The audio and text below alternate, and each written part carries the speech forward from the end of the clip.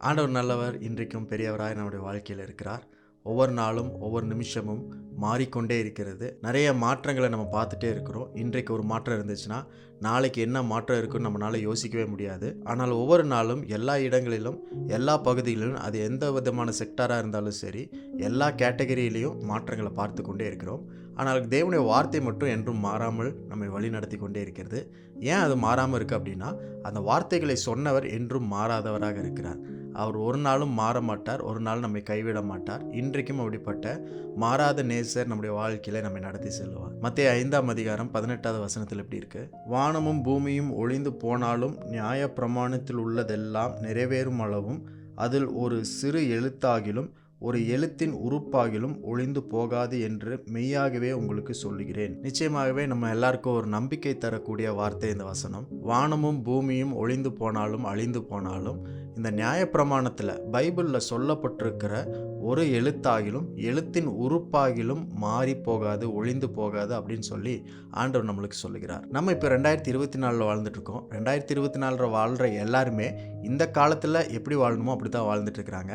ஒருவேளை அவங்களுக்கு 50 வயசு இருக்கலாம், 70 வயசு இருக்கலாம், 100 வயசு இருக்கலாம். அவங்க எப்போ வேணாலும் பிறந்திருக்கலாம். அவங்க பிறந்த காலத்தில் இருந்த மாதிரி இப்போ இருக்கணும்னு அவசியம் கிடையாது. ஏன்னா காலம் மாறிடுச்சு, அதனால் வாழ்க்கை முறையும் மாறிவிட்டது. ஆனால் எது மாறினாலும் தேவன் நமக்காக கொடுத்த வார்த்தை மாறாத வார்த்தை. அந்த வார்த்தை தான் நம்முடைய வாழ்க்கைக்கான உயிரையும் ஜீவனையும் தருகிறது. அதனால் காலத்திற்கேற்ப நம்ம நடந்து கொள்ளாமல் வசனத்திற்கேற்ப நடந்து கொள்ளும்படிக்கு தான் தேவன் வார்த்தையை கொடுத்திருக்கிறார். அவர் நமக்கு ப்ராமிசஸ், வாக்கு தத்தங்களை கொடுத்திருக்கிறார். அப்படின்னா என்ன அர்த்தம்னா, என்னதான் சூழ்நிலை மாறினாலும், வானம் மாறினாலும், பூமி மாறினாலும், உலகம் மாறினாலுமே தேவனுடைய வார்த்தை உங்களை குறித்து மாறவே மாறாது. ஒருவேளை இன்றைக்கு நீங்கள் ரொம்ப நெகட்டிவான சூழ்நிலையை ஃபேஸ் பண்ணிட்டு இருக்கலாம். நிறையா போராட்டங்கள், பிரச்சனைகள், சவால், இந்த மாதிரி காரியங்களை ஒவ்வொரு நாள் நீங்கள் பார்த்துட்டே இருக்கலாம்.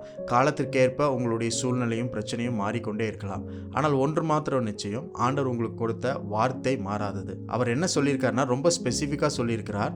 நியாயப்பிரமாணத்தில் சொல்லப்பட்டிருக்கிற ஒரு எழுத்தாகிலும் எழுத்தின் உறுப்பாகிலும் ஒழிந்து போகாதுன்னு இருக்கார். உங்களை குறித்து ஆண்டவர் சொன்ன வார்த்தையில் இருக்கிற ஒரு எழுத்து, அந்த எழுத்தில் இருக்கிற உறுப்பு கூட மாறாது, மேலே வைக்கிற அந்த புள்ளி கூட மாறாது அப்படின்றது தான் அர்த்தமே. அந்த மாதிரி தேவன் ரொம்ப ஸ்பெசிஃபிக்காக டீட்டெயில்டாக உங்கள் வாழ்க்கையில் கொடுத்த எல்லா வாக்கு தத்தங்களையும் அவர் நிறைவேற்றி அது எந்த விதத்துலையும் ஒழிந்து போகாத அளவுக்கு உங்கள் வாழ்க்கையில் நிறைவேறுகிறத நீங்கள் பார்க்கணுன்றது தான் தேவனுடைய சித்தமே. தேவனுடைய வசனம், வார்த்தை எல்லாம் சத்தியமாக இருக்கிறது. சமயமும் காலமும் மாறி போகலாம், ஆனால் சத்தியம் ஒரு நாளும் மாறி போகாது. Times May change but not the truth. அதனால இன்றைக்கும் இந்த நாளிலும் வருகிற நாட்களிலும் உங்கள் வாழ்நாள் எல்லாம் ஆண்டவர் உங்களை குறித்து சொல்லியிருக்கிற அந்த சத்தியமான வார்த்தைகளை பிடித்து நம்பி அதில் விசுவாசியுங்கள். அது என்றென்றைக்கும் மாறாத வார்த்தை. இன்றைக்கும் உங்கள் வாழ்க்கையில் எது மாறினாலும் உங்களை குறித்து எழுதப்பட்ட ஒரு எழுத்தும் எழுத்தின் உறுப்பும் மாறாது அப்படின்னு ஆண்டவர் சொல்லியிருக்கிறார். அது ஒரு நாளும் ஒழிந்து போகாது, யாரும் அதை அழிக்கவும் முடியாது. இன்றைக்கும் அந்த மாறாத வாக்கு தத்தங்களால் தேவன் உங்களை வழிநடத்தி செல்வார். அவருடைய அதிசயத்தையும் அற்புதத்தையும் பார்த்த ஆண்டவரை நன்றி செலுத்தி துதிப்பதற்கு இன்றைக்கு ஒரு நல்ல நாள்.